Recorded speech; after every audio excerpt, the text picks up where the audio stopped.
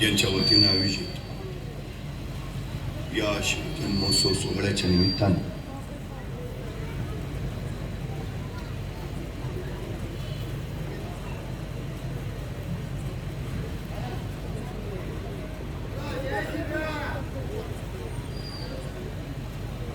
मंचावर उपस्थित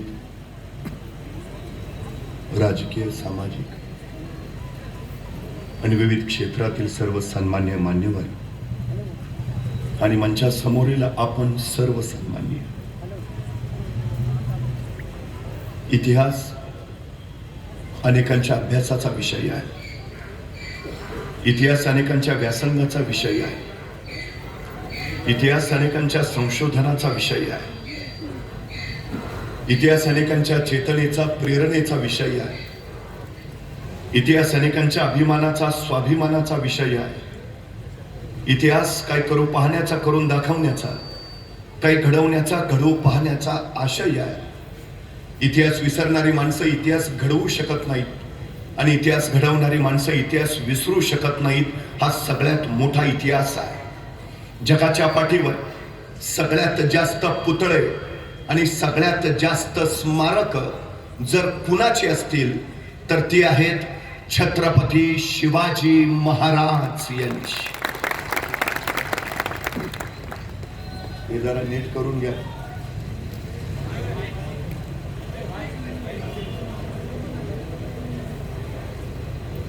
इथं नाही, तिथं नीट करून घ्या.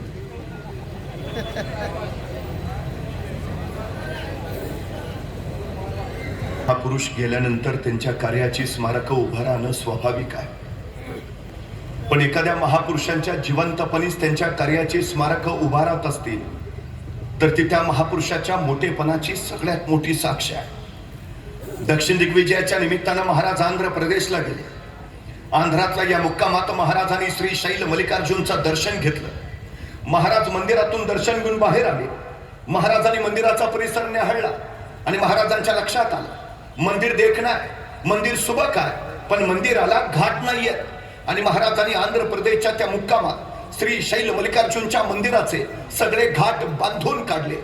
आतापर्यंत अनेक राजे महाराज आले गेले असतील, अनेकांनी ते मंदिर पाहिलं असेल. त्या मंदिराला घाट नाही ते अनेकांच्या लक्षात आलं असेल, पण ते घाट बांधावे असं वाटलं कोणालाही नाही. ते वाटलं फक्त छत्रपती शिवाजी महाराजांना. अर्थात नसते घाट बांधले तरी काय फारशी अडचण नव्हती. आताच्या भाषेत त्यांना म्हणता आलं असतं तो भाग कुठं माझ्या मतदारसंघात येतो. पण ही संकुचितता महाराजांकडे नव्हती. एक विलक्षण व्यापकता त्यांच्या ठाई होती. एके दिवशी महाराजांनी मंदिरात दर्शन घेतलं आणि महाराज मंदिराच्या शिखराचं दर्शन घेण्यासाठी बाहेर आले. महाराजांनी मंदिराच्या शिखराकडे पाहिलं आणि महाराजांच्या लक्षात आलं मंदिराच्या प्रत्येक कोपऱ्यावर एक गोपूर आहे, पण उत्तरेच्या बाजूचं गोपूर बांधायचं राहिलंय. आणि महाराजांना तत्काळ वाटलं की अपूर्ण राहिलेलं गोपूर बांधायला हवं, बांधायलाच हवं. महाराजांनी आंध्र प्रदेश मधले काही मजूर बोलावले. त्यांना सांगितलं हे अपूर्ण राहिलेलं गोपूर बांधून पूर्ण करा. किती खर्च येईल? मजुरांनी रक्कम सांगितली. महाराजांनी तत्काळ पैसे दिले. गोपूर बांधून पूर्ण करा. आणि महाराज पुढच्या मोहिमेला निघाले. महाराजांनी दिलेल्या रकमेच्या बळावर आंध्र प्रदेश मधल्या त्या मजुरांनी श्री शैल मल्लिकार्जुनच्या मंदिराचं ते चौथं गोपूर बांधून पूर्ण केलं. गोपूर बांधून झालं. सगळे मजूर एकत्र बसले. त्यांची चर्चा चालू झाली. ऐसा राजा होणे नाही. कित्येक आले, कित्येकांनी मंदिर पाहिले, कित्येकांच्या ध्यानी आले. चौथे गोपूर बांधावयाचे राहिले, पण बांधावे ऐसे वाटले कोणालाही नाही. ते वाटले फक्त छत्रपती शिवाजी राजांना. ऐसा राजा होणे नाही. या राजांचं अस्तित्व इथं राहायला हवं. या राजांकडून आपल्याला प्रेरणा मिळायला हवी. काय करता येईल? अनेक मजूर म्हणाला आपण असं केलं तर हे जे चौथं गोपूर आपण बांधलंय त्या चौथ्या गोपुरात आपण महाराजांचीच मूर्ती बसवली तर उत्तम उत्तम उत्तम. आणि आश्चर्य वाटेल, आंध्र प्रदेशच्या मजुरांनी वर्गणी काढली आणि श्री शैल मल्लिकार्जुनच्या मंदिराच्या त्या चौथ्या गोपुरात छत्रपती शिवाजी महाराजांची मूर्ती बसवली. महाराजांच्या जिवंतपणी महाराजांचं उभारलं गेलेलं हे स्मारक आहे आंध्र प्रदेशात. महाराजांनी तिथंच एक ध्यान मंदिर सुद्धा उभारलेलं. काळाच्या ओघात त्याची पडझड झाली. आता त्याच ठिकाणी छत्रपती शिवाजी महाराजांचं स्फूर्ती मंदिर उभा आहे आंध्र प्रदेशात. महाराज दक्षिण दिग्विजय करून परत निघाले. येता येता कर्नाटकात आले. कर्नाटकात बेलवाडी नावाचं एक ठाणं आहे. राणी मल्लम्मा तथा सावित्रीबाई देसाई नावाच्या ठाणेदारीने तिथं राज्य करत होत्या. नवरा आदिलशाही सरदार मरण पावला. नवऱ्याच्या पश्चात ठाण्याचा कारभार या सावित्रीबाई पाहत होत्या. आमचा दादाच्या नावाचा सरदार, त्याला असं वाटलं की सगळं जिंकत निघालोच आहे, तर बेलवाडीचं ठाणंही जिंकावं. कोणी सावित्रीबाई म्हणून आहे, सहज पराभूत करता येतील. त्यांनी मोजकं सैन्य घेतलं. बेलवाडीच्या ठाण्यावर हल्ला चढवला. पण बाई मोठ्या चिवट आणि जिद्दीच्या, त्यांनी दादाजीचा सपशेल पराभव केला. सावित्रीबाईने आपला पराभव केला. हे जर राजांना कळलं तर दादाजींनी पुन्हा प्रचंड फौज घेतली. पुन्हा बेलवाडीच्या ठाण्यावर हल्ला चढवला. यावेळी मात्र सावित्रीबाई देसाईंचा पराभव झाला. विजयाच्या उन्मादात दादाजींनी सावित्रीबाईंना कैद केलं. महाराजांच्या सामने चला. आणि कैद झालेल्या सावित्रीबाई निघाल्या. अचानक थबकल्या. गर्दिशी मागं वळाल्या. स्वतःचं तानं बाळ त्याने आपल्या सोबत घेतलं आणि म्हणाल्या, आता चला. तानं बाळ घेतलेल्या कैदी सावित्रीबाई महाराजांच्या समोर उभा राहिल्या. त्यांना माहिती आहे आपण कैदी आहोत, आपण पराभूत आहोत. हे राजे आता आपल्याला शिक्षा सुनावणार, सजा फरमावणार. पण महाराजांनी काही शिक्षा सुनावण्या अगोदरच सावित्रीबाई सरकन पुढे चालल्या आणि स्वतःच्या हातातलं तानं बाळ त्यांनी महाराजांच्या मांडीवर ठेवलं आणि त्या महाराजांना म्हणाल्या, मी तुमची दोषी आहे, मी तुमची कैदी आहे. काही शिक्षा द्यायची असेल तर ती मला द्या, पण या सगळ्या प्रकारात माझ्या या तान्या बाळाचा काही दोष नाही. त्याला दोषीच नको. आपल्या मांडीवर असलेल्या त्या तान्या बाळाकडे बघत महाराजांनी स्मित केलं. चिटणीसाला इशारा झाली. चिटणीस दुधाची वाटी घेऊन आला आणि आपल्या मांडीवरच्या त्या तान्या बाळाला महाराजांनी चमच्यानी दूध पाजलं. आणि दूध पाजून झाल्यावर महाराज त्या तान्या बाळाकडे बघत सावित्रीबाईंना म्हणाले, हा आमच्या मांडीवर जो आहे ना, तो आमचा भाचा आहे. अहो हा आमचा भाचा आहे म्हणजे तुम्ही आमच्या बहीण झाला. मग कुठला भाऊ बहिणीला शिक्षा देतो, कुठला भाऊ बहिणीचं राज्य बळकावतो? दादाजी यांचं राज्य याला परत द्याच, पण आमच्या बहीण म्हणून आमच्याकडून यांना चोळी बांगडीसाठी नवराज्य जोडून द्या. आणि हा आमच्या मांडीवरचा आमचा भाचा, त्याच्या दूध भातासाठी वतनाची व्यवस्था करा. त्या सावित्रीबाईंना काही कळेना. कैसा राजा, कैसा राजा. मला शिक्षा करणं राहिलं बाजूला, माझं राज्य ताब्यात घेणं राहिलं बाजूला. हा राजा मला शिक्षा तर करत नाहीच, माझं राज्यही ताब्यात घेत नाही. उलट मला आपली बहीण मानतो. चोळी बांगडीसाठी मला नवराज्य जोडून देतो. माझ्या मुलाला भाचा मानतो. त्याच्या दूध भातासाठी वतनाची व्यवस्था करतो. धन्य धन्य, ऐसा राजा होणे नाही. या राजांची ही कीर्ती चिरंतन राहायला हवी म्हणून या सावित्रीबाई देसाईंनी या प्रसंगाची 3 दगडी शिल्प तयार केली. महाराज बसलेत, त्यांच्या मांडीवर ते तानं बाळ आहे, शेजारी सावित्रीबाई देसाई उभा आहेत.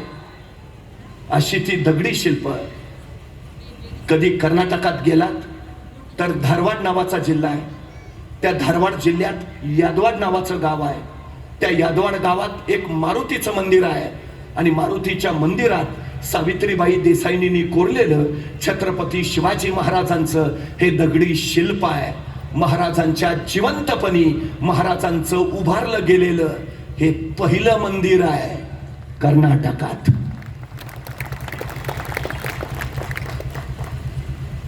बंगालची फाळणी झाली आणि बंगालवासियांनी वंगभंग चळवळ चालू केली. त्या वंगभंग चळवळीला प्रेरणा मिळाली. रवींद्रनाथ टागोरांनी प्रेरणा गीत लिहिलं. कुणावर? छत्रपती शिवाजी राजांवर. महाराजांच्या त्या प्रेरणा गीतानं वंगभंग चळवळीला गती मिळाली. तामिळनाडूमध्ये जातीविरोधी चळवळ सुरू झाली. त्या चळवळीला गती यावी म्हणून तमिळ लेखक CN अण्णादुराई यांनी तिथे एक नाटक उभा केलं. कुणावर? छत्रपती शिवाजी राजांवर. त्या नाटकामध्ये छत्रपती शिवाजी महाराजांची भूमिका केली अभिनेते गणेशन यांनी. ती भूमिका त्यांनी इतकी अप्रतिम केली की त्या नाटकानंतर अभिनेते गणेशन यांना कायमचं शिवाजी गणेशन म्हटलं जाऊ लागलं. ज्यांनी शिवराय अभ्यासले तो शिवमाई झाला. जगाच्या कानाकोपऱ्यात छत्रपती शिवाजी महाराजांचा जन्मोत्सव साजरा होतोय. छत्रपती शिवाजी महाराजांचं अफाट कर्तृत्व, आणि पिढ्यानपिढ्यांसाठी त्यांनी दिलेला आदर्श महाराजांनी खरं तर प्रत्येक प्रसंगातनं एक मूल्य दिलं. तोच उद्यासाठी आदर्श झाला. 350 वर्षापूर्वी महाराजांनी सांगितलं, स्त्री स्वराज्याच्या देवरातील देवता, स्त्रीत्वाचा सन्मान राखलाच पाहिजे. जगातला पहिला सर्जिकल स्ट्राईक महाराजांनी पुण्याच्या लाल महालात केला. वाऱ्यासारख्या आलेल्या महाराजांनी शाहिस्ताखानाची बोटे छाटली आणि राजे तीरासारखे निघून गेले. काही वेळानंतर लाल महालातला गोंधळ संपला आणि शाहिस्ताखानाची बेगम धावत धावत शाहिस्ताखानाकडे आली. हुजूर, क्या हुआ, क्या हुआ? हमारी बेटी गायब है, हमारी बेटी गायब है हुजूर. त्यावेळी शाहिस्ताखान तिला म्हणाला, शिवाजी राजांची माणसं आपल्या पोरीला हात लावणार नाहीतच, पण जर चुकून तसं काही घडलं असेल, बेफिक्र राहा. शिवाजी राजे पोटच्या लेकी सारखीच तिची काळजी घेतील. कोण सांगताय? कट्टर वैरी शाहिस्ता खान. राजांचं हे चारित्र्य हेच तर राष्ट्राचं चरित्र झालं. 350 वर्षात महाराजांनी स्वराज्य उभा केला. हाताशी काही नसताना, ना सैन्य, ना संपत्ती, ना सामर्थ्य, महाराज कुठेही कारण देताना दिसत नाहीत. कुणी सैन्य दिलं तर लढेन, कुणी तोफा दिल्या तर उडवेन, अजिबात नाही, अजिबात नाही. महाराज शून्यातून राज्य उभा करतात. आणि आमच्याकडे मात्र सगळं रेडीमेड तयार असताना आमच्या हातून काही होत नाही. नाहीतर एखाद्याला ढाल द्यावी, तलवार द्यावी, एवढंच काही त्याला घोड्यावर नेऊन बसवावा, त्याच्या पुढे जाऊन त्याला रणांगणात नेऊन सोडावा, मग म्हणावं, लेका आता तरी लढ. तरी पट्ट्या निवांतच. अरे लढ की. तो लढू कसा? एका हातात ढाल आहे, दुसऱ्या हातात तलवार आहे, दोन्ही हात एंगेज आहेत, लढणार कसा? अरे मग निदान पळून तरी जा. पळू तरी कसा? घोड्यावर बसलोय दिसत नाही का? झो बाजूनी अडचण आहे आमची. मुंगी बघितली? मुंगी मुंगी केवढीशी, तिचं डोकं केवढंच, डोक्यातला मेंदू केवढासा, तरी पण त्या मुंगीला बरोबर कळतं कुठल्या गावातल्या कितव्या आलीतल्या, कितव्या घरातल्या, कितव्या खोलीतल्या, कितव्या कपाटावरच्या, कितव्या फळीवर किती नंबरचा साखरेचा डबा आहे. सांगावं लागत नाही, रस्ता दाखवावं लागत नाही. कणभर मुंगी, पण ध्येय गाठते ना. अडचण काय आहे आपल्याला? महाराजांनी काही नसताना स्वराज्य उभा केलं. महाराजांकडे होतं ध्येय, ध्येय, विलक्षण ध्येय. मी वारंवार सांगतो, आमच्या मुलांना जितक्या लवकर त्यांचं ध्येय द्याल, तितक्या लवकर मुलं उंचीवर पोहोचतील. शिवबाराजे 12 वर्षाचे होते फक्त. 12 वर्षाचे असताना शहाजीराजे आणि मासाहेब जिजाऊनी त्यांना ध्येय दिलं. ठरलं दोघंच. थोरले पुत्र संभाजीराजे शहाजीराजांबरोबर कर्नाटकात राहतील आणि धाकटे पुत्र शिवबाराजे मासाहेब जिजाऊंच्या सोबत पुण्यात जातील. संभाजीराजे कर्नाटकात राज्य उभा करतील आणि शिवबाराजे महाराष्ट्रात. ठरलं. 12 वर्षाचे शिवबाराजे निघाले, मासाहेबांबरोबर पुण्याकडे निघाले. जाते वेळी आपल्या पुत्राला एका पित्यानं काय द्यावं? आपला मुलगा जर कुठे निघाला तर आम्ही काय देतो? डबा, वेळेवर खा. फारच काळजी असेल तर आई सांगते नीट जा, नीट ये. त्याहून अधिक काळजी असेल तर आई म्हणते बसमध्ये बसताना मधल्याच सीटवर बस. बाळ म्हणतं का? नाही, पुढनं कुणी ठोकलं तरी तू सुरक्षित, मागनं कुणी धडकलं तरी तू सुरक्षित, बाळा तू जगला पाहिजे. मग 12 वर्षाचे शिवबाराजे निघालेत. एका पित्यानं जातेवेळी काय द्यावं? स्वप्न दिलं, ध्येय दिलं, महत्वाकांक्षा दिली. स्वतः शहाजीराजांनी संस्कृत मधून तयार केलेली मुद्रा आपल्या 12 वर्षाच्या पुत्राच्या हाती सोपवली. काय होतं मुद्रेत? प्रतिपच्च चंद्र लेखेव वर्धिष्णू विश्ववंदिता शाहसुनो शिवसैषा मुद्रा भद्राय राजते. 12 वर्षाच्या पुत्राला पिता सांगतोय, प्रतिपदेच्या चंद्राच्या कलेप्रमाणे तुमचं राज्य वाढत जाईल आणि एक दिवस ते विश्वाला वंदनीय होईल.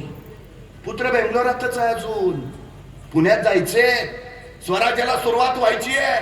त्याच्या आधीच पित्याला खात्री आहे राज्य उभा राहीलच.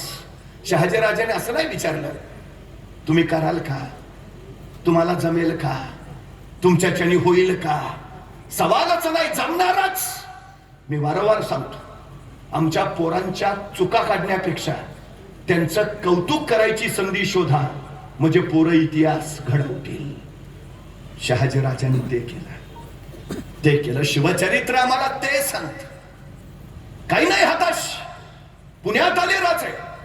13, 14, 15, 16 वर्षाची पोरं गोळा केली. या सगळ्या पोरं ठरणार राजे गोळा करायचे. दूरवर एखाद्या जंगलात जायचे. जंगलातल्या दाट झाडीत या पोरांना तलवारबाजीचं युद्धाचं शिक्षण प्रशिक्षण द्यायचंय. पण कुणाला न कळत, कुणाला कळणार नाही अशा बेतानं. आणि आपलं जंगलात आत काय चाललंय ते बाहेर कुणाला कळू नये म्हणून शोभाराजांनी जंगलाच्या बाहेरच्या झाडावर एक पोऱ्या उभा केलेला असायचा. त्याला सांगितलेलं असायचं, कुणी अनोळखी माणूस येताना दिसला की तू नुसता खुनेचा आवाज कर. तुझा खुनेचा आवाज ऐकला की मी तलवारी शमशेर लपवून ठेवतो आणि विटीदांडूचा खेळ चालू करतो, म्हणजे कुणाला कळणार नाही आपला आत काय चाललंय ते. त्या दिवशी शोभाराजांचा खेळ रंगात आला होता. आपल्या सोबत त्यांना तलवारबाजीचं युद्धाचं शिक्षण प्रशिक्षण दिलं जात होतं. त्याचवेळी जंगलाच्या बाहेरच्या झाडावर एक खुनेचं पोरग टेहळणी करत बसलं होतं. त्याचवेळी त्याला दिसलं एक 15-16 वर्षाचं रांगडं पोरग येताना. तसं खुनेचा पोर थरारलं, नीट निरकून बघितलं, येणारं पोर अनोळखी वाटलं. तसं बसल्या जागेवरून त्यांनी उभे हो मोराचा आवाज काढला. मोराचा आवाज म्हणजे खून. शुभराजेंना कळवायची, कुणी अनोळखी येत आहे सावध राहा. शुभराजेंनी मोराचा आवाज ऐकला. आपल्या सोबत त्यांना सांगितलं, तलवार शमशेर लपवून ठेवा, विटी दंडूचा खेळ चालू करा. कुणी अनोळखी येत आहे. पोरांनी तलवारी लपवल्या. विटी दंडूचा खेळ चालू झाला. तोपर्यंत जंगलाच्या बाहेरच्या झाडावरच ते खुनेचं पोरग टप्प दिशी खाली पडलं होतं. 15-16 वर्षाच्या त्या रांगड्या पोरापुढे उभा राहिलं होतं आणि त्याला दमात घेऊन विचारत होतं, कोण र तू? आणि ते 15-16 वर्षाचं रांगडं पोरग सांगत होतं, रामोशाचा बहिर्जी जी. काय काम काढलं सर? काही नाही जी, राजांना भेटायचं होतं. का र? बोलू की राजांना मग सांगतो. त्या खुन्याचा पोर म्हणलं, तो तर महत्च, मी राजासनी सांगावं देऊन येतो. खुन्याचा पोरगा आत आला. राजांना सांगू लागलं, राज कुणी रामोशाचा बहिर्जी आलाय जी. राजे म्हणले, दे पाठवून. बहिर्जी आत आला. राजांपुढे उभा राहिला. राजाने विचारलं, काय काम काढलंस रे? तसं बहिर्जी म्हणाला, राज आम्हाला बी तुमच्या खेळात घ्या की सामील करून. राजाने विचारलं, काय येतं तुला? सगळं येतं जी.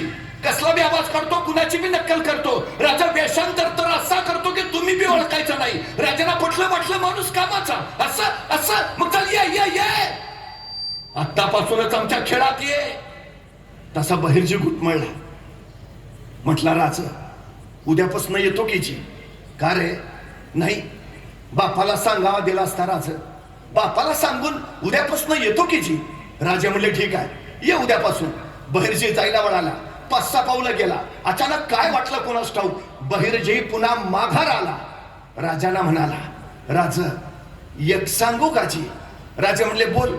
नाही, कुणी अनोळखी माणूस आला तर तुम्हाला कळावं म्हणून तुम्ही झाडावर जो पोऱ्या उभा केलाय त्याला सांगा, ह्या दिवसात मोर वरडत नाही. ती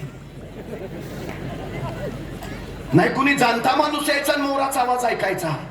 तो विचार करायचा, या दिवसात जर मोर ओरडतच नाही तर आवाज आला कुठनं? आयतं गवसून जाल राज. राजाने माणसं गोळा केली ती अशी दऱ्याखोऱ्यातली, गिरिकंदरातली, अचूक ज्ञान सूक्ष्म निरीक्षण असलेली. हाच बहिर्जी पुढे राजांचा गुप्तहेर प्रमुख झाला. आज जगाच्या पाठीवर अमेरिकन गुप्तचर यंत्रणा, रॉ आणि इस्रायलची मोसाद ही सर्वोत्तम गुप्तहेर यंत्रणा मानली जाते. पैकी इस्रायलची मोसाद सांगते, आम्ही बहिर्जी नाईकांना आणि महाराजांच्या गुप्तहेर खात्याला आमचे आदर्श मानतो. राणा वनातली 18 पगड जाती धर्माची माणसं महाराजांनी स्वराज्यासाठी उभा केली आणि हीच आंतरराष्ट्रीय कीर्तीची झाली. क्षमता प्रत्येकात आहेत. तुमच्यातल्या क्षमतांना पात्रतेचं रूप देता आलं की मग योग्यता कमावता येते. 18 पगड जातीच्या या पोरा ठोरांची क्षमता महाराजांनी जोखली, त्यांना पात्रता मिळवून दिली आणि त्याच्या बळावर त्यांनी आंतरराष्ट्रीय योग्यता संपादन केली. शिवचरित्राचं सगळ्यात मोठं यश आहे ते हे आहे. अनेक राजांनी जलदुर्ग उभारले, अनेक राजांनी गिरिदुर्ग, अनेक राजांनी भूदुर्ग, पण माझ्या राजांनी नरदुर्ग तयार केले. कुणी घ्यावं, तानाजी, बाजी, येसाची, कोंडाची, कडतोच, प्रत्येकाचं आयुष्य सांगेल कसं जगावं कसं मरावं, नॅशनल कॅरेक्टर्स तयार केली राजाने, राष्ट्रीय चारित्र्य घडवलं. कोण विलक्षण कर्तृत्व, कोण विलक्षण. कधी काळी मृतप्राय पडलेला हा समाज, यवनी आक्रमकांपुढे हतबल झालेलं हे राष्ट्र, राजांनी या पोराठोरांमध्ये चेतना जागृत केली. त्यांच्या मनामध्ये स्वराज्याचा महानमंगल मंत्र पेरला आणि मृतमाय झालेला हा समाज चेतनेनं जिवंत झाला. सह्याद्रीच्या दऱ्याखोऱ्यात तलवारीचा खणखणाट गरजू लागला. हे माझं राज्य आहे. भगवा डौलानं फडकू लागला. स्वराज्य स्थापित झालं. केवढं विलक्षण आहे. महाराजांनी राज्य उभा केलं, पण महाराजांनी पहिला विचार केला, या भूमीत राज्य नव्हती असं नाही. विजयनगरचं साम्राज्य, देवगिरीचं राज्य होतं, पण उद्ध्वस्त झालं. आपण हे स्वराज्य उभा करतो आहोत, पण कदाचित तेही उद्या नाही. हे स्वराज्य चिरंतन राहिलं पाहिजे. महाराजांनी पहिला विचार केला, स्वराज्याला धोका कुठून. आणि महाराजांच्या लक्षात आलं, महाराष्ट्राला धोका जमिनीवरनं नाही, महाराष्ट्राला धोका समुद्रावरनं. परवा मुंबईवर 26/11चा दहशतवादी हल्ला झाला आणि मग आम्हाला कळालं, महाराज म्हणत होते ते खरं होतं. महाराष्ट्राला धोका जमिनीवरनं नाही, समुद्रावरनं. आणि म्हणूनच महाराजांनी सम्राट चंद्रगुप्तानंतर हिंदुस्थानात स्वतःच आरमार उभा केलं. स्वतःचा आरमार उभा करणारा पहिला राजा म्हणून आम्हाला छत्रपती शिवाजी महाराजांचं नाव घ्यावं लागतं. कधी भारतीय नौदलात गेलात तर नौदलाच्या प्रवेशद्वारावरच लिहिलंय, भारतीय आरमाराचे जनक छत्रपती शिवाजी महाराज. कोकणातले कोळी, आगरी, भंडारी, मुस्लिम या सगळ्या मांदिळ्याला महाराजांनी सोबत घेतलं आणि दर्यावर आपली बेपना हुकूमत निर्माण केली. अरब लोक यायचे, कोकणातल्या बायका पळवायचे, भर तारवावर त्यांचे अब्रुटायचे, माणसांचे नाक कान कापायचे, दर्याला टाळून टाकायचे. आणि त्याहून भयानक, माणसांना गुलाम समजून त्यांच्या खरेदी विक्रीचा व्यापार चालायचा. महाराजांना सगळ्यात मोठा राग, माणसांना गुलाम म्हणून विकता. समुद्रातनं हाच व्यवसाय चालायचा, माणसांना गुलाम म्हणून खरेदी विक्री करण्याचा. महाराजांनी दौलत खान दर्यासारंग आणि नागनाथ महार या आपल्या आरमार प्रमुखांना सांगितलं, या उपर जर परत ऐसे घडले,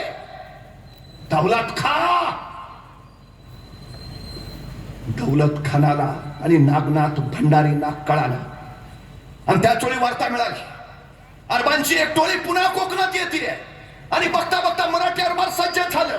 अरब लोकांचा पाठलाग करत मराठे पार मस्कत पर्यंत गेले. मस्कतला बंबर युद्ध झालं, पराभूत झाले अरब. 225 अरब कैद केले आणि कैद केलेले 225 अरब महाराजांच्या सामने आणले गेले. बघितलं मात्र आणि संतापले राजे, आमच्याच मातीत येऊन आमचीच माती कोंडाची. हे सारे आमच्या साताऱ्याच्या जवळ वासोट्याचा किल्ला आहे. महाराजांनी त्याला नाव दिलं होतं व्याघ्रगड. जंगलात वाघ दबा धरून बसावा तसा हा दुर्ग दबा धरून बसल्यासारखा व्याघ्रगड वासोटा. महाराजांनी सांगितलं, ह्या 225 अरबांना त्या वासोट्याच्या किल्ल्यावर ठेवा. इतका भयानक किल्ला आहे, दिवसा ढवळ्या सूर्य जिथं जमिनीवर पोचत नाही, माणसाची बात सोडा पा करायची तर फिरकत नाहीत. असा निवेड जमिनीवरनं किल्ल्याकडे पोचताच येत नाही. महाराज सांगतायत, या 225 अरबांना त्या वासोट्याच्या किल्ल्यावर ठेवा आणि यांना इतकं मारा, हे फक्त मेले नाही पाहिजेत.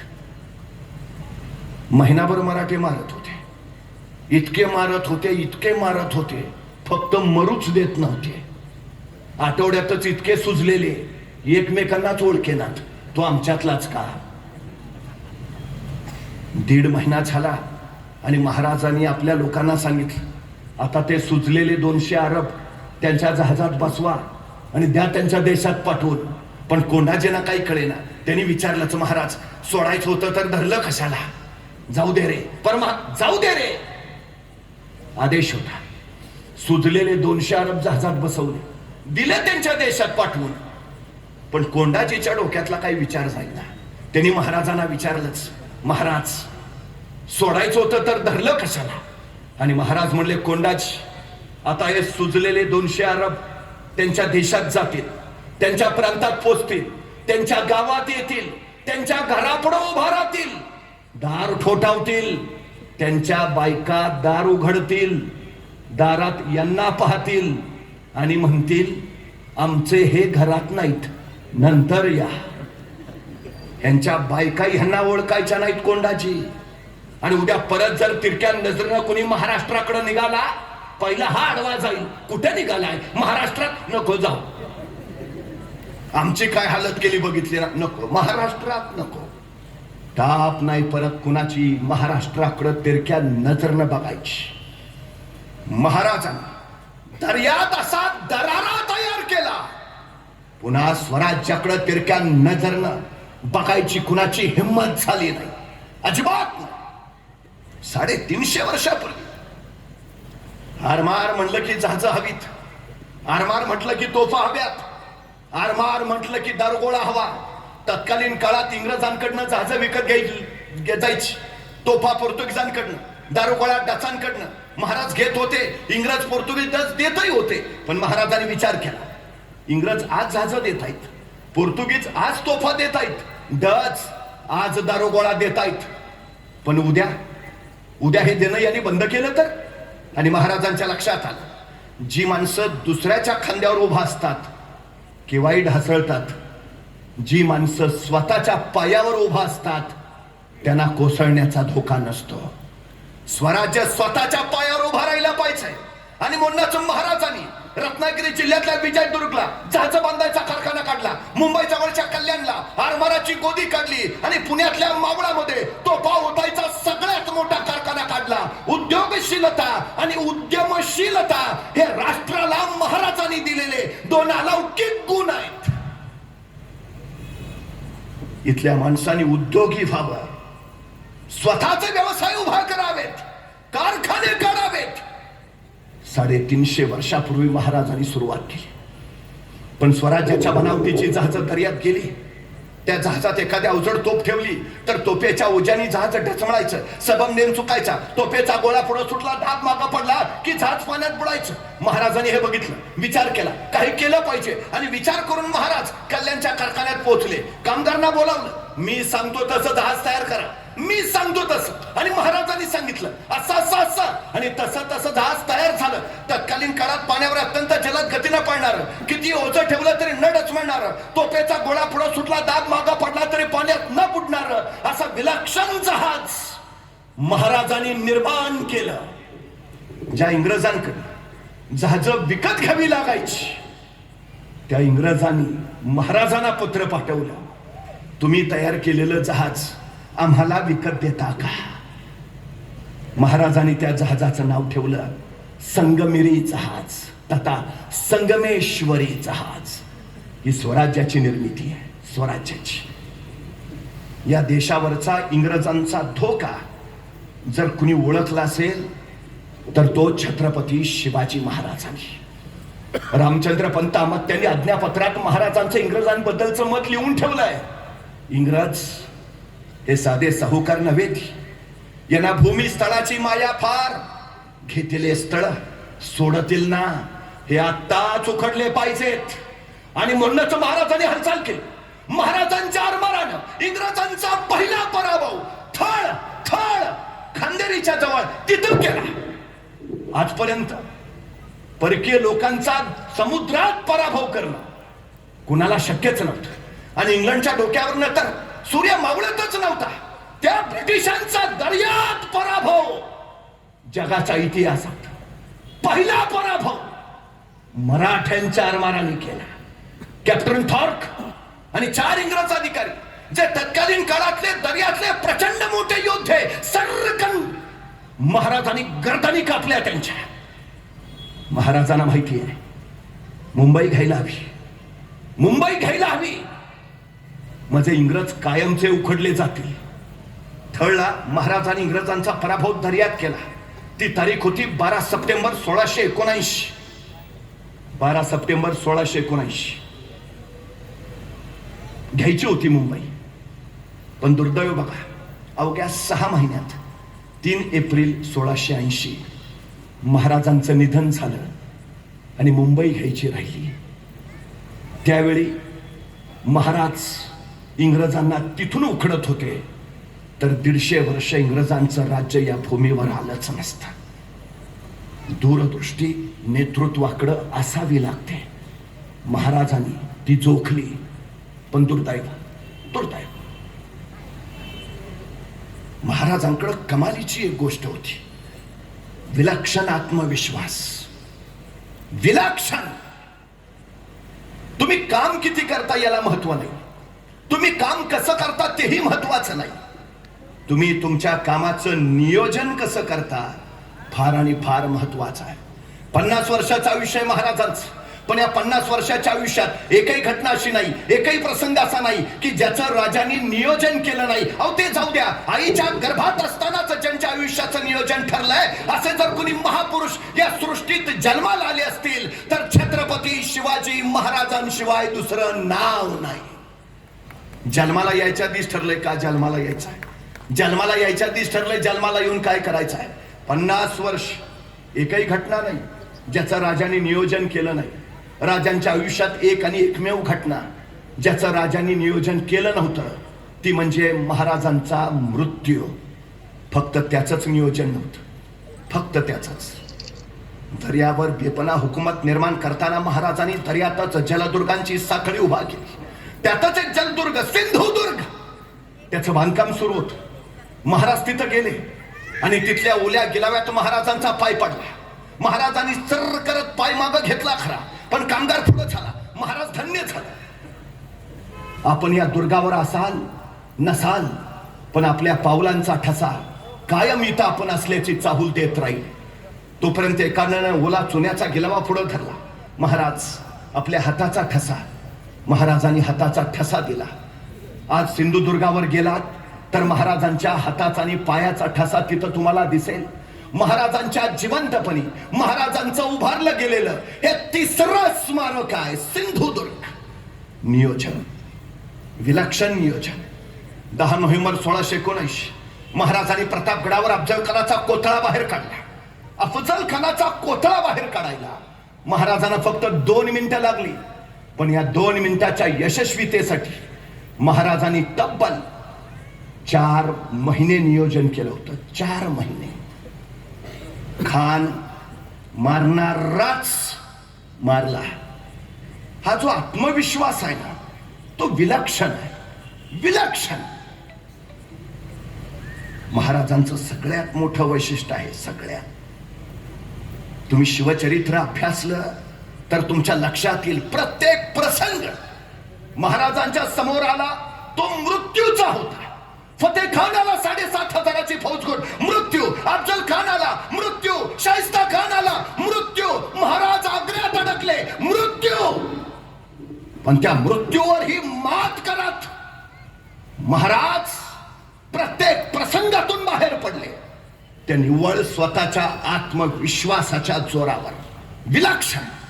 आणि काय होतं महाराजांकडे? एक काळ होता, देश आमचा, समुद्र आमचा, पण आमच्याच समुद्रात आम्हाला जाता येत नव्हतं. पोर्तुगीजांचा परवाना लागायचा. महाराजांनी कालचक्र असं बदललं, आता परकीयांना आमच्या समुद्रात यायचं झालं, महाराजांचा परवाना लागायचा. ॲबे खरे नावाचा फ्रेंच प्रवासी महाराजांच्या चौलच्या कार्यालयात आला. त्याला राजापूरच्या बंदरात जायचं होतं, पण महाराजांच्या कार्यालयातनं परवाना घेतल्याशिवाय त्याला पुढे जाताच येणार नव्हतं. तो महाराजांच्या कार्यालयात आला. आता परवाना घ्यावान जावं ना, पण या परकीय लोकांकडे एक विलक्षण गुण आहे ज्याचं नाव आहे जिज्ञासा. विलक्षण गुण आहे. आपल्याला आपल्याबद्दल जेवढी माहिती नाही तेवढी आपल्याबद्दल या परकीयांना माहिती आहे. का? त्यांच्यात असलेला हा जिज्ञासा नावाचा गुण. आमचं दुर्दैव काय सांगू, हल्लीच्या आमच्या पिढीमध्ये जिज्ञासा नावाचा गुणच राहिलेला नाही. इथं जर कोणी शिक्षक असतील तर ते सांगतील, हल्ली आमची मुलं वर्गात प्रश्न विचारत नाहीत. प्रश्न न विचारायची दोनच कारणं असतात. एक, सगळं येतंय, आणि दोन, काहीच येत नाही. मला कधी कधी बरं वाटतं, बरं झालं ते सफरचंदाच्या झाडाखाली न्यूटनच बसला होता. ते नेमकं सफरचंद खाली पडलं आणि त्याला प्रश्न पडला, सफरचंद खालीच का पडलं, आणि मग गुरुत्वाकर्षणाचा शोध लागला. मला बरं वाटतं, बरं झालं सफरचंदाच्या झाडाखाली न्यूटनच बसला होता. बघा ना, बसला असता आपल्यातला एखादा आणि पडला असतं सफरचंद खाली, काय प्रश्न पडला असता आपल्याला. बरं झालं मी असतानाच पडला. दुसरा प्रश्न, बरं झालं आणखी कोणी नाही, अकेले अकेले खाएंगे. आणि जर एखाद्याला प्रश्न पडलाच, सफरचंद खालीच का पडलं, आणि त्यानं विचारलं वडिलांना, बाबा सफरचंद खाली का पडलं, बाबा म्हणणार, खाना मुकाट्यानं का डोक्याला ताप देतो, हाय ते व्याप कमी आहेत का, संपला आमचा न्यूटन सफरचंदाच्या झाडाखालीच. आमची पिढी घडवायची असेल ना, शिवचरित्र सांगतं त्यांच्यात जिज्ञासा नावाचा गुण रुजवा. कारण प्रश्न तुम्हाला उत्तरं देतात, उत्तरं तुम्हाला माहिती देतात, माहिती तुम्हाला ज्ञान देतं, आणि ज्ञान तुम्हाला यश. अबेकर नावाचा फ्रेंच प्रवासी महाराजांच्या चौलच्या कार्यालयातल्या अधिकाऱ्याला पहिला प्रश्न विचारतोय, तुमच्या राजांचं सैन्य कमी, तुमच्या राजांचं सामर्थ्य कमी, तुमच्या राजांची संपत्ती कमी, तरी तुमचे महाराज प्रत्येक लढाईत यशस्वी होत आहेत. तुमच्या महाराजांच्या यशाचं कारण काय. आणि महाराजांचा अधिकारी सांगतोय, आमच्या राजांच्या यशाचं कारण एकच, अभ्यास, प्रचंड अभ्यास.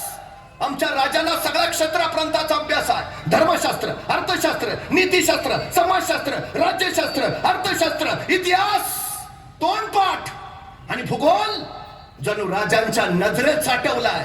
अभ्यास हेच राजांच्या यशाचं कारण.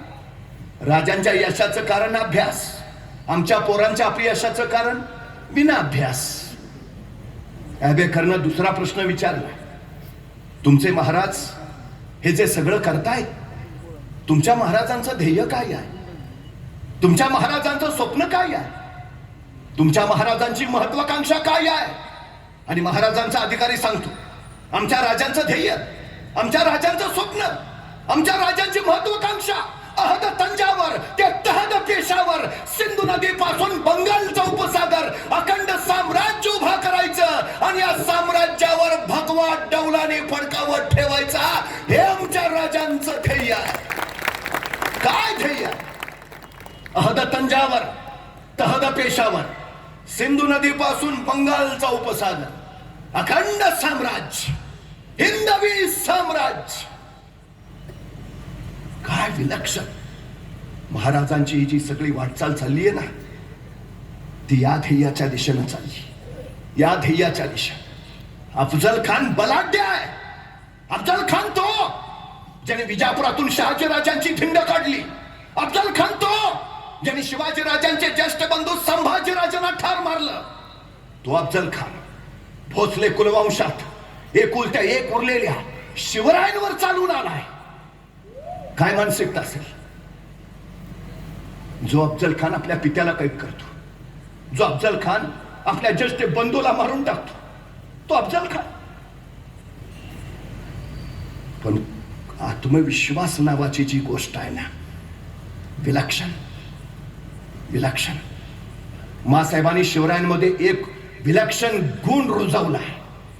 महाराजांचं स्वतःच्या भावनांवर विलक्षण नियंत्रण होतं. विलक्षण.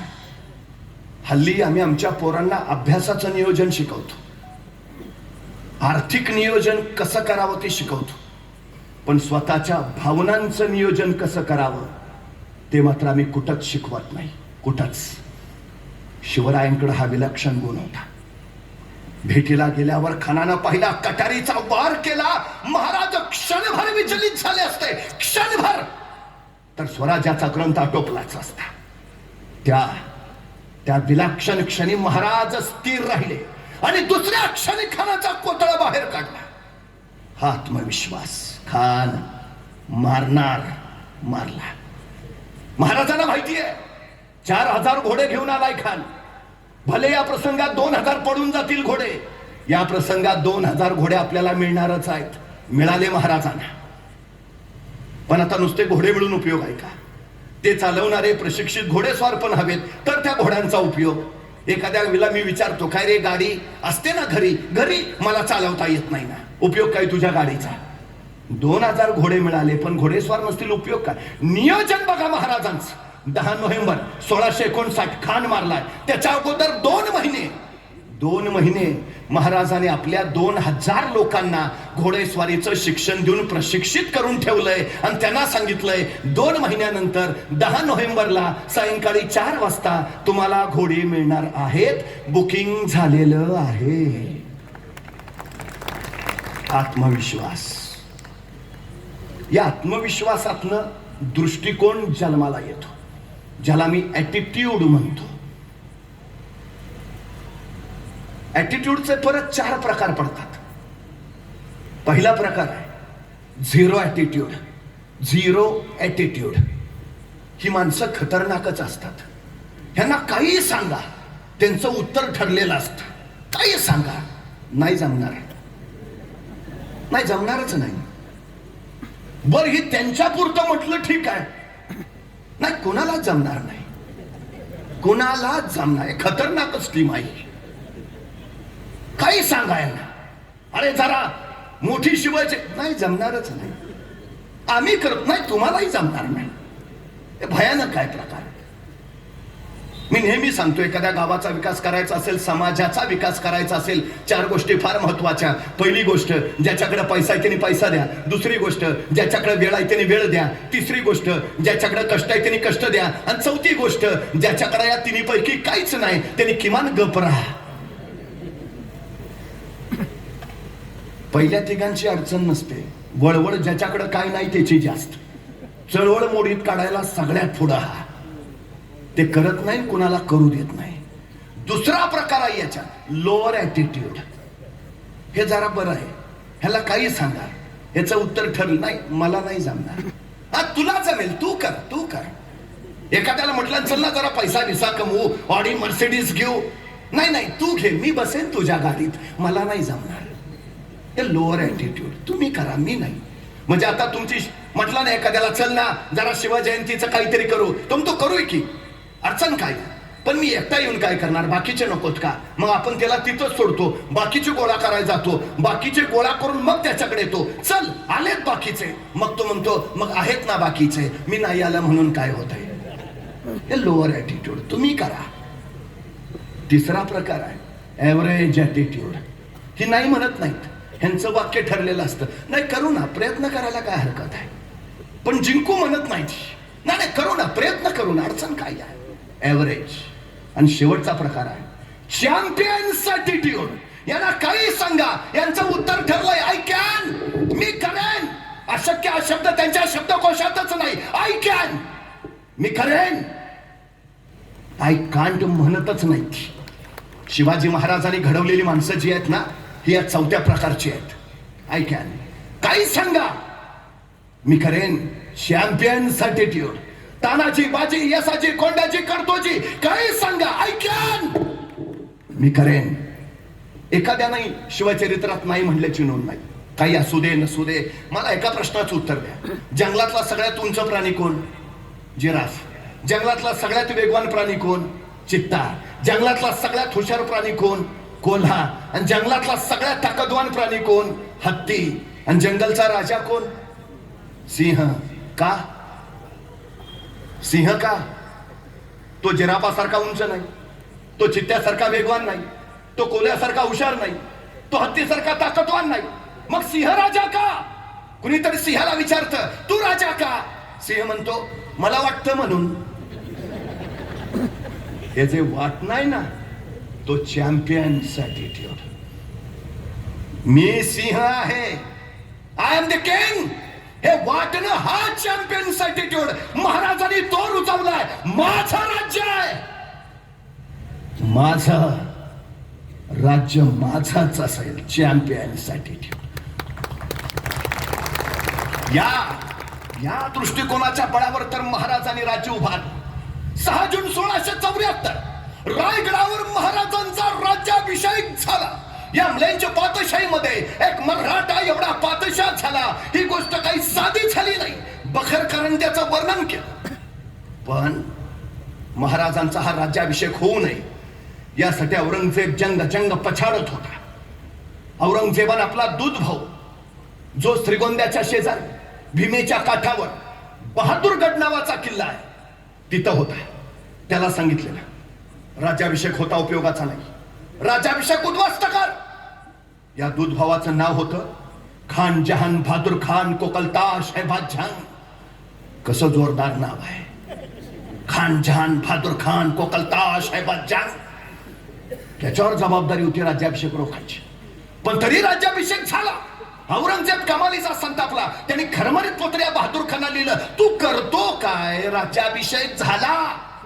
या बहादूर खानानं उत्तर पाठवलं, हुजूर मी उत्तरेकडनं प्रचंड प्रयत्न केले पण बहुतेक त्या खुदाचीच इच्छा होती महाराज छत्रपती व्हावे. काय विलक्षण उत्तर आहे. तो बहादूर खान सांगतो, मी उत्तरेकडनं राज्याभिषेक उद्ध्वस्त करायचा खूप प्रयत्न केला पण बहुतेक परमेश्वराचीच इच्छा होती महाराज छत्रपती व्हावे. आम्ही पामर काय करणार. पण त्याच्या या उत्तरानं औरंगजेबाचा राग गेला नाही. बहादूर खानाला माहिती आहे औरंगजेबाचा आपल्यावरचा राग आपल्याला परवडणारा नाही. राग काढला पाहिजे पण कसा काढायचा. बहादूर खानाला औरंगजेबाचा राग कसा काढायचा माहिती आहे. त्याला माहिती आहे पैसे म्हटलं की औरंगजेब पागळतो. त्याला माहिती आहे टेबला खालून दिलं म्हणजे टेबलावरनं काम होत आहे.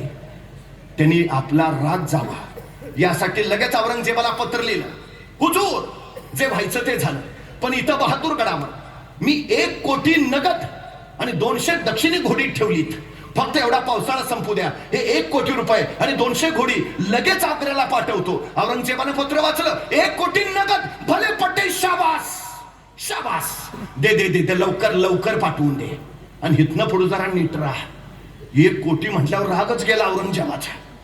पण बहादूरगडावर 1 कोटी नगद आहेत ही बातमी जेवढ्या वेगात औरंगजेबाला आग्र्यात कळाली त्याच्या दुप्पट वेगात ती रायगडावर महाराजांना समजली की बहादूरगडावर 1 कोटी नगद आहेत.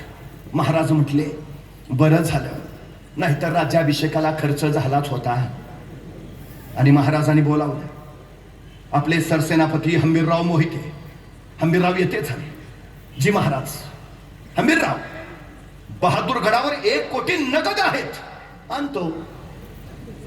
काय संवाद आहे. महाराज सांगतात हंबीरराव बहादूरगडावर 1 कोटी नगद आहेत. आणतो. कारण देणं प्रकारच नाही. हंबीरराव असं म्हटले का, नाही बरोबर आहे महाराज तुमचं पण जरा दिवस आहे पावसाळ्याचा आहे, मलाही सर्दीची अलर्जी आहे, होऊ द्या ना एवढा पावसाळा, बघू ना नंतर. प्रकार नाही, अजिबात नाही, अजिबात नाही. वैशिष्ट्यच आहे हो शिवचरित्राचं. महाराज पन्हाळ्यात अडकून पडलेत. 65 सिद्धीचा जवळची फौज आजकालना बिळका खातल्यासारखी महाराजांना बिळका खालून बसली. नेताजी पालकरनी छापा टाकला पण पळ तोकडं पडलं आणि राजांना कळून चुकलं. शक्तीपेक्षा युक्तीचा वापर केला पाहिजे. त्या दिवशी राजांनी बोलावणं घातलं.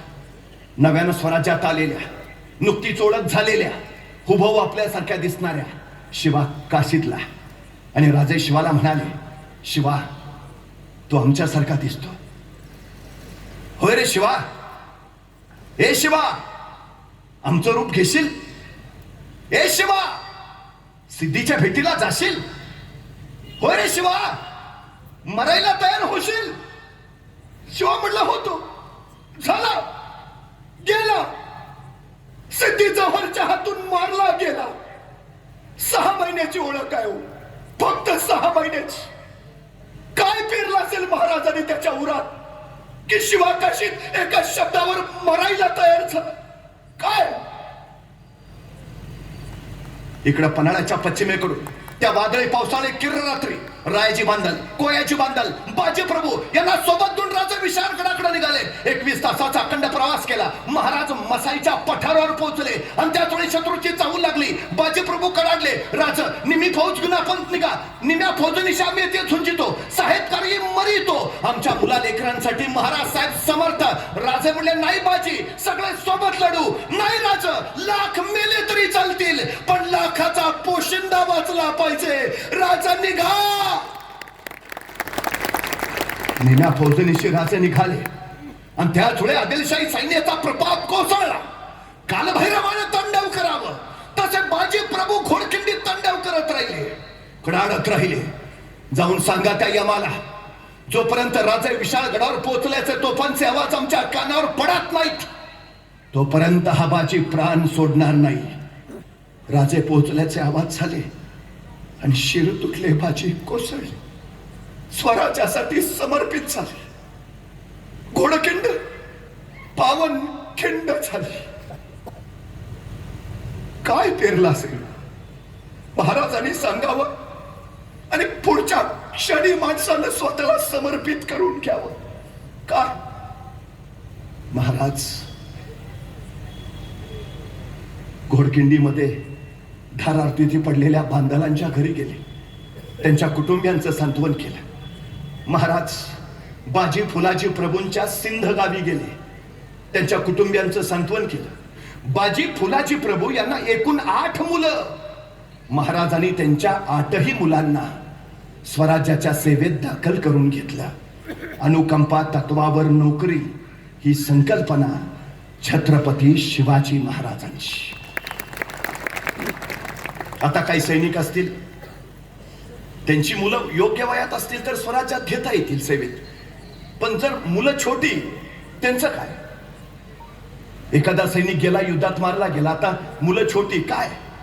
आपल्या सैनिकांच्या छोट्या मुलांसाठी महाराजांनी रायगडावर बाल दरवेशी गृह उभारलंय. सैनिकांच्या मुलांचं संगोपन, संवर्धन, शिक्षण, प्रशिक्षण स्वराज्याच्या वतीनं केलं जायचं आणि ती योग्य वयात आली की त्यांना स्वराज्याच्या सेवेत घेतलं जायचं. लहान मुलांचं झालं. आता काही सैनिक असे असतील, नुकतंच लग्न झालंय, अजून मुलबाळ नाही, तो युद्धावर गेला, धारातीर्थी पडला, आता त्याच्या पश्चात त्याची विधवा पत्नी, त्याच्यानंतर तिचं काय? आपल्या सैनिकांच्या विधवा पत्नींसाठी महाराजांनी 350 वर्षापूर्वी फॅमिली पेन्शनची योजना आणली आहे. पेन्शन किती तेही ठरलंय. तो सैनिक युद्धात मारला गेला त्यावेळी त्याला जेवढा शेवटचा पगार असेल त्या पगाराच्या निम्मी रक्कम त्याच्या पत्नीला आयुष्यभर पेन्शन म्हणून दिली जायची. पत्नीचं झालं. आता काही सैनिक असे असतील, लग्नच झालं नाही, तो युद्धावर गेला, मारला गेला, आता घरी फक्त वृद्ध माता पिता, आता त्याच्या पश्चात त्याच्या वृद्ध आई वडिलांचं काय? आपल्या सैनिकांच्या वृद्ध माता पित्यांसाठी महाराजांनी त्या काळी 2.5 शेरी नावाची योजना आणली आहे. दरमहा सैनिकांच्या वृद्ध माता पित्यांना 2.5 शेर धान्य आणि काही रक्कम स्वराज्यातून दिली जायची. पोरापासून थोरापर्यंत प्रत्येकाची काळजी महाराजांनी घेतली. या देशाची राज्यघटना लिहिणारे डॉक्टर बाबासाहेब आंबेडकर म्हणूनच लिहितात की या देशाची राज्यघटना तयार करताना माझ्या डोळ्यासमोर शिवछत्रपतींचं स्वराज्य होतं. लोककल्याणकारी स्वराज्य. हंबीररावांना हे माहिती आहे, गेलो तरी आपली अडचण नाही, बिघडणार काहीच नाही. महाराज विचारतात, हंबीरराव, बहादूरगडावर 1 कोटी नगद आहेत, आणतो, पण आणणं सोपं आहे? बहादूरगडावर 35,000ची खरी फौज आहे. 35,000 फौजेच्या तावडीतनं 1 कोटी आणायचे म्हणजे किमान 50,000 सैन्य घेऊन गेलं पाहिजे. मग रायगडावर तेवढी 50,000 फौज आहे? नाही हो. स्वराज्याची पद्धत अशी, दसऱ्याला सीमोल्लंघन करावं, स्वराज्य संवर्धनासाठी बाहेर पडावं, अक्षय तृतीयाला परत यावं आणि शेतीच्या कामाला लागावं. महाराजांचा राज्याभिषेक उरकून स्वराज्याचं सगळं सैन्य आपापल्या गावी शेतीवाडी करायला गेलंय. रायगडावर सैन्य आहे कुठं? पण आपल्याकडे दंगल झाली, आणीबाणी आली की राज्य राखीव दल येतं. राज्य राखीव दल ही संकल्पना ही छत्रपती शिवाजी महाराजांची. रायगडावर कायम 10,000ची रिझर्व्ह फोर्स असायची, राज्य राखीव दल. हंबीररावांनी काय केलं? त्या 10,000 फौजेतले 1,000 रायगडाच्या रक्षणासाठी तिथंच ठेवले. उरलेले 9,000 आपल्या सोबत घेतले. घेतलेल्या 9,000 फौजेचे त्यांनी परत 2 भाग केले. एक भाग केला 2,000चा, दुसरा भाग केला 7,000चा. 2,000ची फौज हंबीररावांनी स्वतः सोबत घेतली आणि हंबीरराव रायगडावरनं निघाले. ते पुण्यात आले आणि पुण्यातून पुणे सोलापूर हायवेनं सांडस पाटस करत श्रीगोंद्याच्या म्हणजे बहादूरगडाच्या अलीकडं करकुंब नावाचं गाव आहे, त्या करकुंबला येऊन थांबले. हंबीरराव 2,000 फौजेनिशी करकुंबला, तिथून एका झेपेत बहादूरगड आणि उरलेली 7,000ची फौज घेऊन हंबीररावांच्या हाताखालचा सरदार रायगडावरनं निघाला. तो पुण्यात पोहोचला आणि पुण्यातून पुणे नगर हायवेनं रांजणगाव शिरूर करत तो अहिल्यानगरला पोहोचला आणि अहिल्यानगरवरनं श्रीगोंद्याकडं म्हणजे बहादूरगडाकडे वळाला. हे 7,000 सैन्य जसं बहादूरगडाकडे वळालं त्याने एकच कल्लोळ चालू केला, हर हर महादेव जय भवानी. ढोल तसे बडवायला सुरुवात झाली आणि मराठ्यांचा हा कल्लोळ बहादूरगडाच्या कानावर गेला. तसा एक हेर धावत धावत बहादूर खानाजवळ गेला. हुजूर क्या हुआ? ते आले. कोण? मराठे हुजूर. मराठे दिवसा? ते तर रात्री येतात, दिवसा कसे आले? आणि खरं आहे बरं, महाराजांच्या सगळ्या लढाया रात्रीच्या आणि त्यातल्या त्यात निम्म्याच्या वर लढाया अमावस्येच्या रात्रीच्या. अमावस्येच्या काळ्या कुट्ट अंधाराचा फायदा घ्यावा आणि मुठभर सैनिकांनी बलाढ्य फौजेवर हल्ला करावा, हे महाराजांचं शिवसूत्र. मोगलांना माहिती आहे मराठे रात्रीच,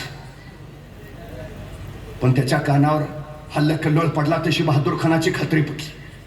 आले मराठे दिवसा आले, पण ज्या अर्थी दिवसा आलेत भयानक आले असणार. आपल्या 35,000 फौजेशी लढाईला मराठे दिवसा आलेत, 50,000 तरी असणार. बहादूर खानानं काय केलं, आपली 35,000 फौज बाहेर काढली, वॉचमन गेटमनच ठेवले तिथं आणि 35,000 फौज घेऊन निघाला मराठ्यांच्या रोखानं. तिकडून मराठे तावत हर हर महादेव जय भवानी, तिकडून बहादूर खान यलगार तक तक दिन दिन. दोन्ही फौजांनी सामने आल्या. आता तुम्हाला युद्ध होणार, भयंदुमा चक्री मारणार. कडाडला बहादूर खान, आक्रमण. उचलले मराठे, हर हर महादेव. तलवारी उचलल्या गेल्या आणि वार होणार. अचानक मराठ्यांनी रिव्हर्स गेअर टाकला, भागो. त्या बहादूर खानाला सुचायचंच बंद झालं. सुसाट मराठे पळत सुटले. झालं मराठे पुढं मोगल माग, मराठे पुढं मोगल माग. 2 मैल झाले, 3 मैल झाले, मराठे माग उडून पण बघेनात. तसा बहादूर खान आपल्या सैनिकाला म्हणला, रुक जाओ. गए, भाग गए. मला वाटलं 50,000 असतील, हे 7,000 आहेत. आपली 35,000 फौज बघूनच पळून गेले. आता नाही यायचे परत, चलो वापस. तो वळला, निघाला बहादूरगडाकडं. 2-3 मैलच गेला असेल तेवढ्या त्याचा मागचा हेर ओरडला, हुजूर मराठे परत आले. आता मात्र काय पद्धत आहे काही? असंच ते करावं लढाई. पण आता करतो काय? येतायत मराठे म्हटलं, वळवलं तिनं परत आपलं सैन्य. निघाला मराठ्यांच्या दिशेनं. इकडून मराठे तावात आता घुसायचं आणि कापायचं. बघता दोन्ही फौजा आमने सामने आल्या. आता तुंबळ युद्ध होणार, भयंदुमा चक्री मारणार. कडाडला बहादूर खान, उचलले मराठे, तलवारी उचलल्या गेल्या आणि वार होणार. मराठ्यांनी परत रिव्हर्स गेअर टाकला, भागो. झालं. मराठे पुढं मोगल माग, मराठे पुढं मोगल माग. 2 मैल, 3 मैल, 4 मैल, 5 मैल, 10 मैल झाले. मराठे पुढंच. मग बहादूर खान म्हटला, गए.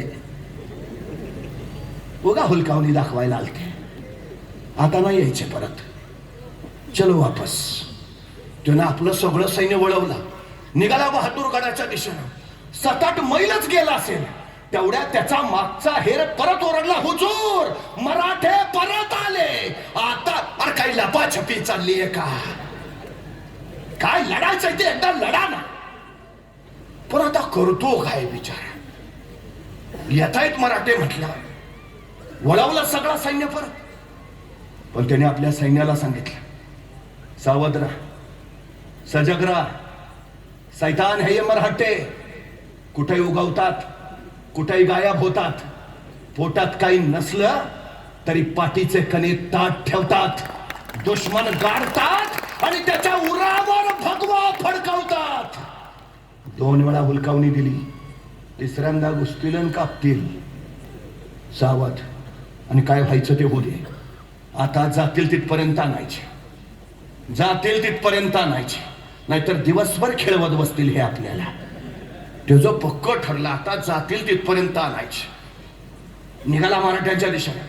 मराठे तावा जोशात असा घुसायचं, कापायचं. दोन्ही फौजा आमने सामने आल्या. आता तुम्हाला युद्ध होणार, भयंदुमा चक्री मारणार. कडाडले मराठे, उसळले तलवारी आणि वार होणार. मराठ्यांनी परत रिव्हर्स गेअर टाकला, भागो. पण ठरलं होतं बहादूर खानाचं, आता काय व्हायचं ते होऊ दे. जातील तिथपर्यंत आणायचं. मराठे पुढं मोगल मागं, मराठे पुढं मोगल मागं, 5 मैल 10 मैल 15 मैल 20 मैल मराठे नगरला पोहोचले. बहादूर खान मागच. मराठ्यांनी नगर सोडलं. मराठे शिरूरच्या दिशेनं. बहादूर खान मागच. मराठ्यांनी शिरूर सोडलं. बहादूर खान शिरूरला पोहोचला. मराठे रांजणगावच्या दिशेनं. जसा बहादूर खान शिरूरला पोहोचला त्याचा एक सरदार म्हटला, हुजूर गए मराठे, अब वापस लौट. तू गप, तू गप. काय व्हायचं ते होऊ दे, जातील तिथपर्यंत आणायचे. तो ऐकायलाच तयार नव्हता. तोपर्यंत मराठ्यांनी रांजणगाव सोडलं. बहादूर खान मागच. मराठे पुण्यात पोहोचले. बहादूर खान मागच. आणि जसे मराठे पुण्यात पोहोचले, काही मराठे कात्रच्या घाटात, काही मराठे सासवडच्या घाटात, उरलेले मराठे सिंहगडच्या घाटात.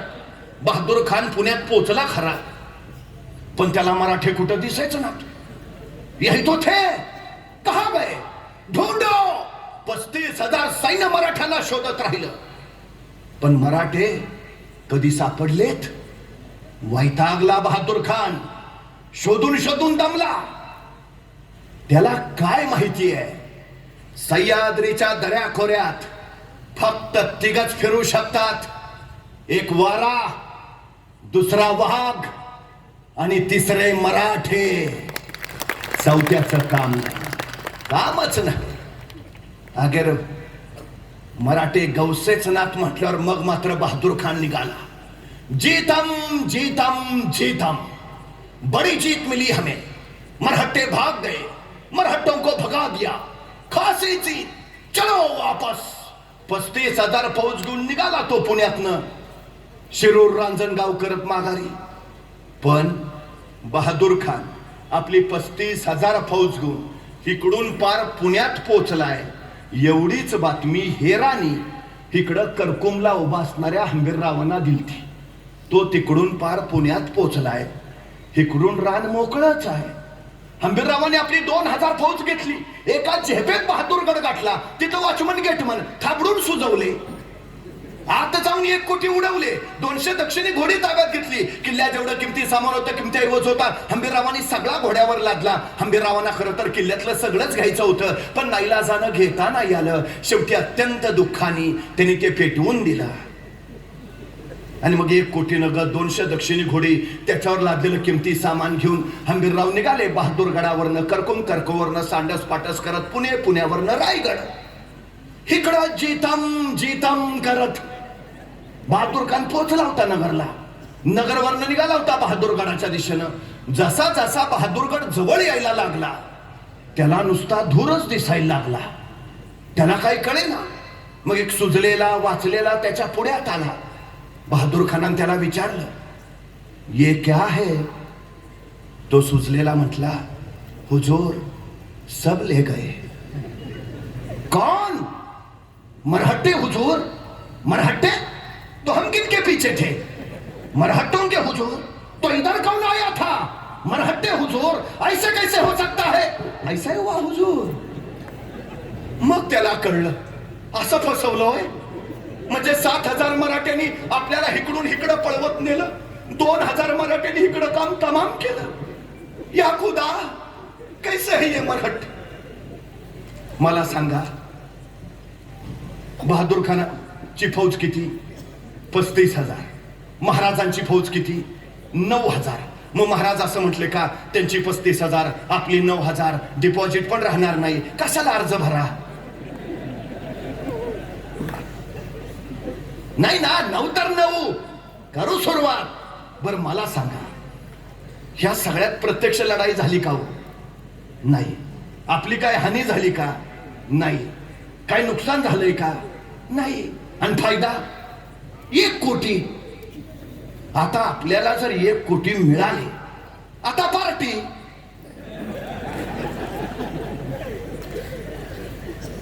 महाराजांचं एक तत्व आहे, परिणामांची पर्वा न करता केलेली कृती तुम्हाला अपयशी बनवते आणि परिणामांची पर्वा करून केलेली कृती तुम्हाला यशस्वी बनवते. महाराजांनी फक्त 1 कोटी मिळवण्या इतपत नियोजन केलं नाही. महाराजांनी पुढचा विचार करून ठेवलाय. 1 कोटी मिळवल्यानंतर काय, तो बहादूर खान गप्प नाही बसणार. नगरचं सैन्य गोळा करेल, नाशिकचं सैन्य गोळा करेल, छत्रपती संभाजीनगरचं सैन्य गोळा करेल, त्याचं स्वतःचं 35,000 लाखाभराची फौज उभा करेल आणि रायगडावर हल्ला चढवेल.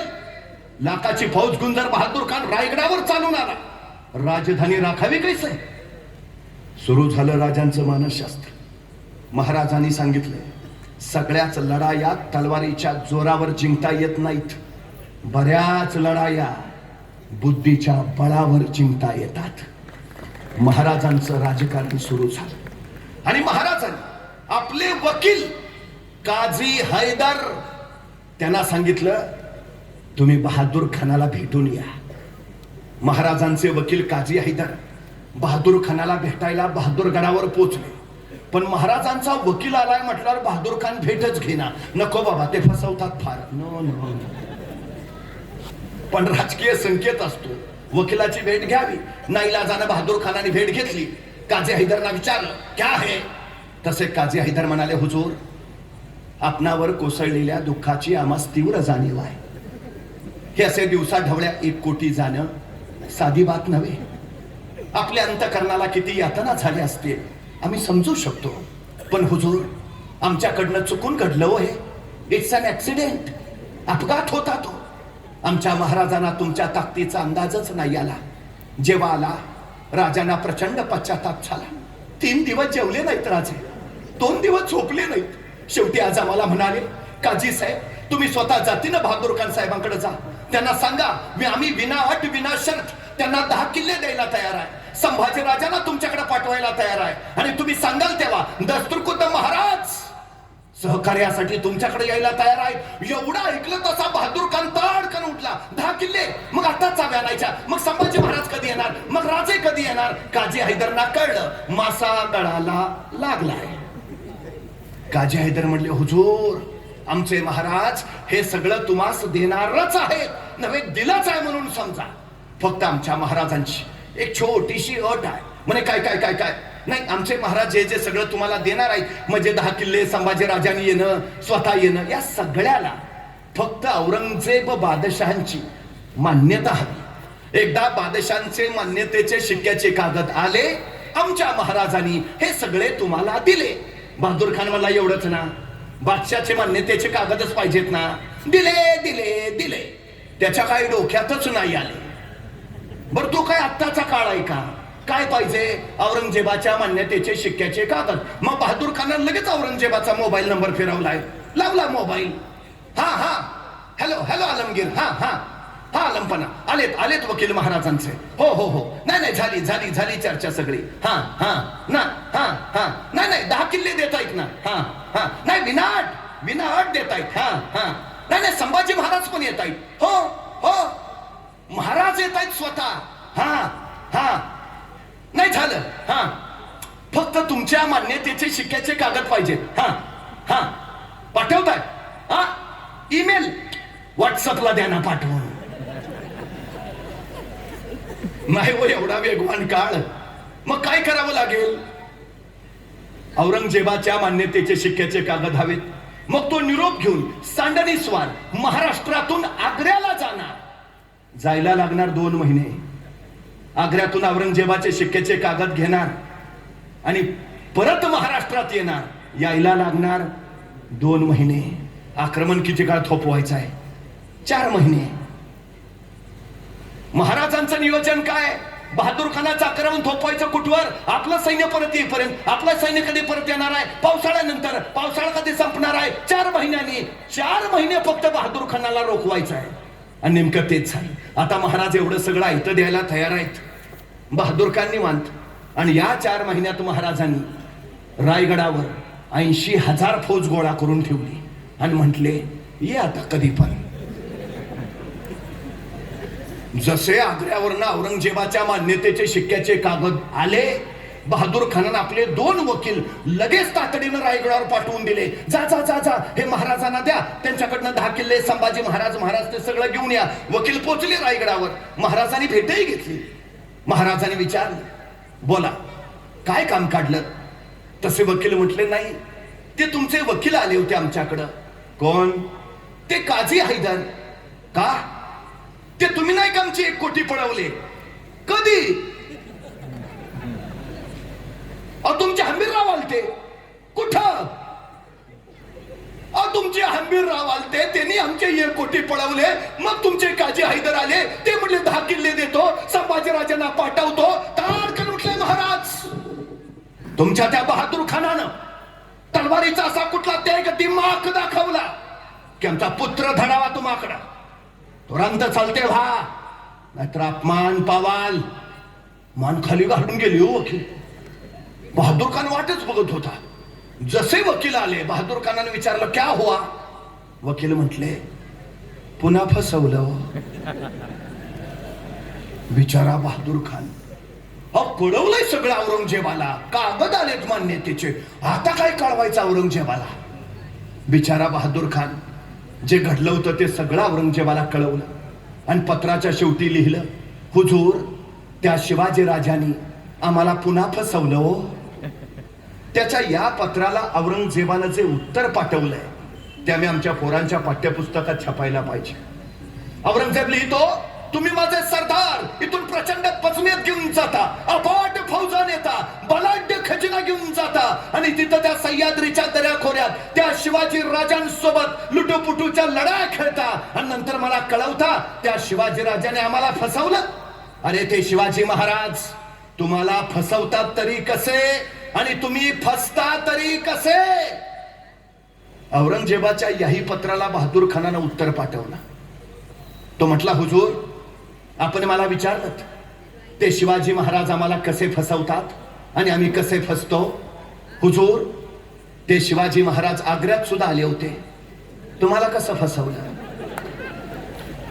आम्हालाही तसंच फसवलं.